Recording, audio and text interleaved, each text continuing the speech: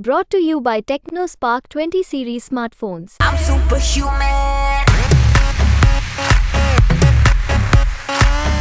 दिल्ली में लोकसभा चुनाव को लेकर के सरगर्मियां तेज हैं। चुनाव प्रचार जोर शोर से किया जा रहा है और अभी हमारे साथ सोमनाथ भारती हैं जो शामिल हो रहे हैं। आपके साथ काफी समर्थक है और बहुत सारे लोग हैं, क्या कहेंगे? देखिए, इस प्रकार से भाजपा ने अलोकतांत्रिक रवैया अपनाया और एक 3 बार के सबसे लोकप्रिय मुख्यमंत्री को बगैर प्रमाण बगैर सबूत जेल में डाल दिया, वो भी चुनाव की घोषणा के बाद।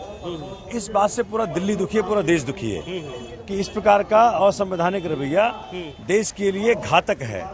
आज हमने वॉकथन के जरिए और एक हमने बड़ा डिस्प्ले किया यहाँ पे वॉशिंग मशीन, जिसका नाम रखा मोदी वॉशिंग मशीन। उसमें कैसे करप्ट लोग जाते हैं और भाजपा उनको फिर बना देती है बड़े बड़े पदाधिकारी। आप सोचें, अजीत पवार जिसमें माननीय मोदी जी ने खुद 70,000 करोड़ का गबन का आरोप लगाया, लेकिन 2 दिन बाद भाजपा के वॉशिंग मशीन में डाला और बना दिया डिप्टी सीएम। अभी उनकी पत्नी के ऊपर 25,000 करोड़ का जो आरोप था, केस खत्म कर दिया।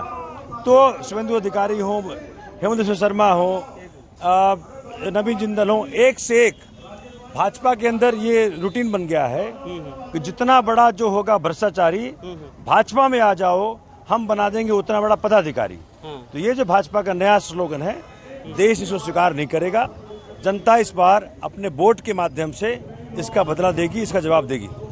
राजधानी दिल्ली में आप लगातार प्रचार प्रसार कर रहे हैं और भी माहौल देख रहे हैं, आप अपने क्षेत्र में देख रहे हैं, क्या लगता है आपको? क्या इस जो मुद्दे आप लोग उठा रहे हैं, जनता उसको रिकॉग्नाइज कर रही है और जनता मान रही है और आप लोगों के समर्थन में आगामी 25 मई को मतदान होने जा रहा है?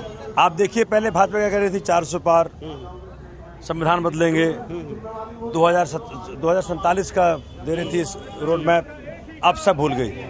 अब सिर्फ विपक्ष पर हमला कर रही है कि विपक्ष आ जाएगा तो ये हो जाएगा, विपक्ष आ जाएगा तो वो हो जाएगा।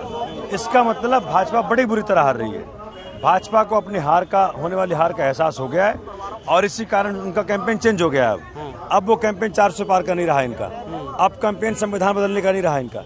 लेकिन जनता जान चुकी है कि भाजपा की मंशा ये है, भाजपा चाहती है कि फिर सत्ता में आकर के संविधान बदल दें, लेकिन बाबा साहब अम्बेडकर का संविधान बचाने के लिए पूरा देश, पूरा दिल्ली बाहर है।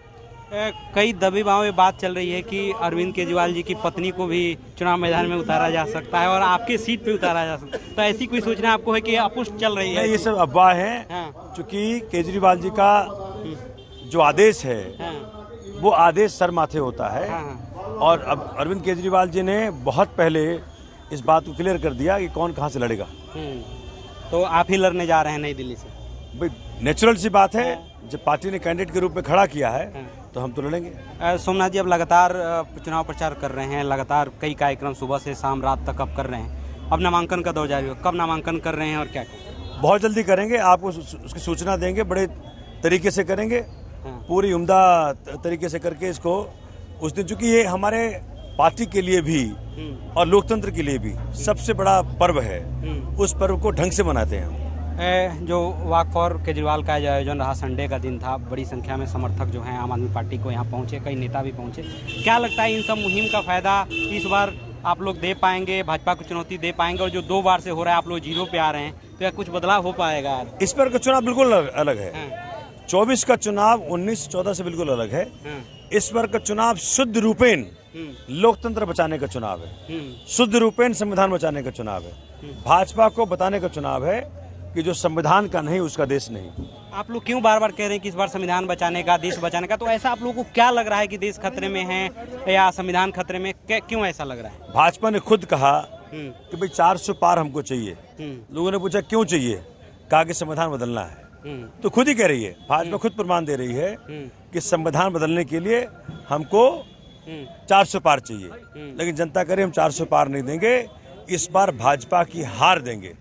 इसलिए जनता के मूड में है कि भाजपा को बाहर करो, क्योंकि जब तक भाजपा रहेगी लोकतंत्र और संविधान पर खतरा बना रहेगा। आप इंडिया गठबंधन के प्रत्याशी हैं, 2 चरण के मतदान हो चुके, क्या लगता है, क्या फीडबैक आप लोगों को मिल रहा है? जो इंडिया गठबंधन लड़ रहा है, कितनी चुनौती दे रहा है इंडिया गठबंधन और भाजपा? आप माननीय मोदी जी के भाषण सुन लीजिए, उनके भाषण का जो कंटेंट है वो चेंज हो चुका।